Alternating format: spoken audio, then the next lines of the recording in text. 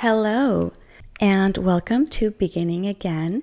If you're someone who is curious about examining yourself honestly, about how you understand love, worth, identity, and clarity, and why these things can feel so difficult, then you're in the right place. Throughout this podcast, I'll be drawing on psychology and sociology to help us understand ourselves more clearly.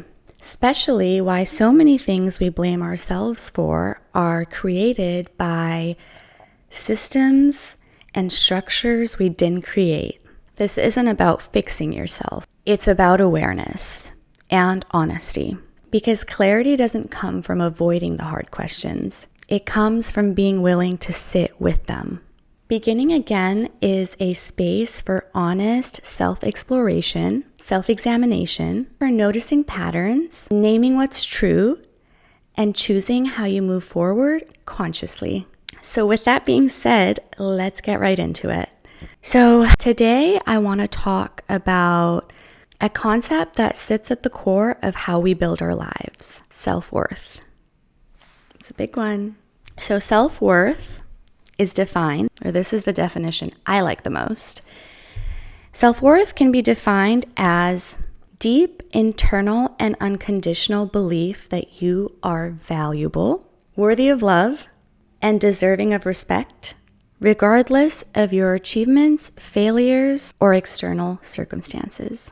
But for many people, self-worth becomes something external.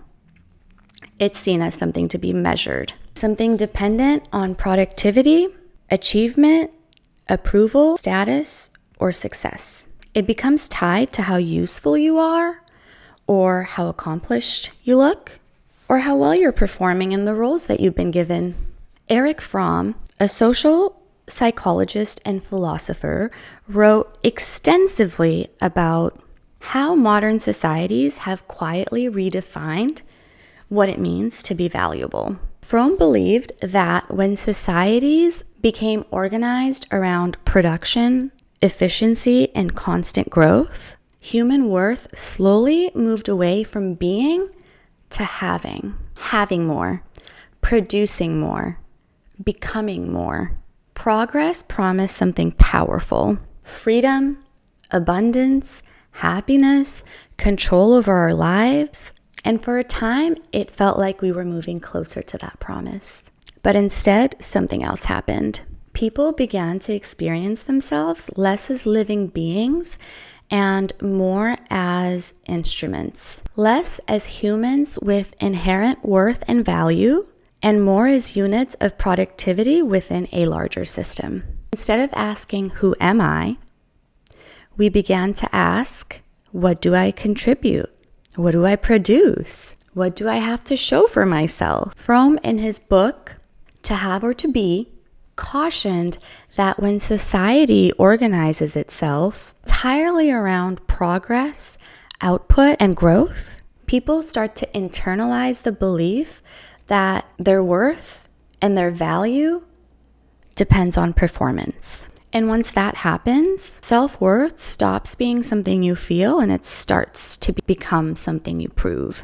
You don't experience yourself as enough. You experience yourself as not yet, not successful enough, not accomplished enough, not impressive enough. This is how self-worth becomes something so fragile, something that can be taken away by rejection or failures or being overlooked.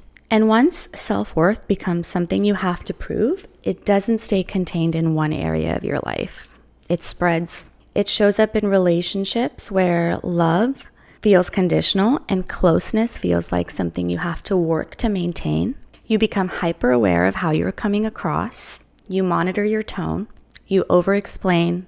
You prioritize being liked over being honest. It shows up in friendships and family dynamics where you adjust yourself to avoid conflict, forgive easily to keep the peace, and stay quiet just to preserve connection. It shows up in work and academia where productivity becomes your identity, criticism feels personal, and rest feels undeserved. You stay in environments that keep you small far too long. You overperform. You tie your sense of value to your output, and that structure is the same everywhere. The setting just changes. And underneath it all is the same belief: if I stop trying, I won't be enough. 20th century psychologist Carl Rogers described how people learn to attach their worth to conditions. When love, approval, or acceptance are only given when we behave correctly, achieve enough, or meet those expectations, we internalize those conditions. Over time, we stop asking, "What do I feel?" and start asking, "What's expected of me?" This is exactly how performance becomes tied to our identity and inherently to our self-worth. Rogers called this the loss of congruence, the gap between who you are and who you feel you're allowed to be. So when people say they struggle with self-worth, what they're often describing is conformity within a system, social, psychological, and cultural, that taught them that their value was something that needed to be earned. So the question isn't, how do I fix my self-worth? Self-worth that is shaped by systems, conditioning, and early experiences won't be repaired by affirmation or effort. So the real question then becomes, what happens when you stop treating worth as something to be proven and start treating it as something to be protected? Rebuilding self-worth doesn't begin with doing more. It actually begins with interrupting the reflex to perform.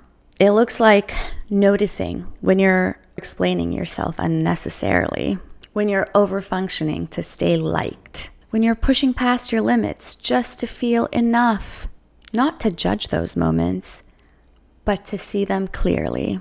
This is where awareness actually matters, not as self-improvement, but as resistance. Because every time you pause instead of performing, every time you listen inward instead of scanning for approval, every time you choose honesty over adaptation, you're weakening the system that taught you that your worth is conditional.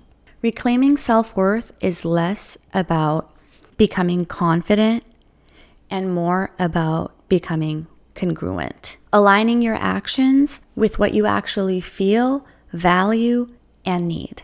That alignment won't always feel safe at first. But here's a really important thing. Safety and familiarity are not the same thing. Let me repeat that. Safety and familiarity are not the same thing. And this isn't something you do once. It's something you practice in small, quiet ways. In the conversations where you say less instead of more. In the moments you rest without justifying yourself. In the decisions where you choose integrity over approval. Because the opposite of conditional worth isn't arrogance or detachment. It's self-trust. And self-trust grows every time you stop abandoning yourself to be accepted. That's where rebuilding begins, not by becoming more, but by returning to yourself again and again. Thank you all, and I hope that gives you something to think about. Take care until next time.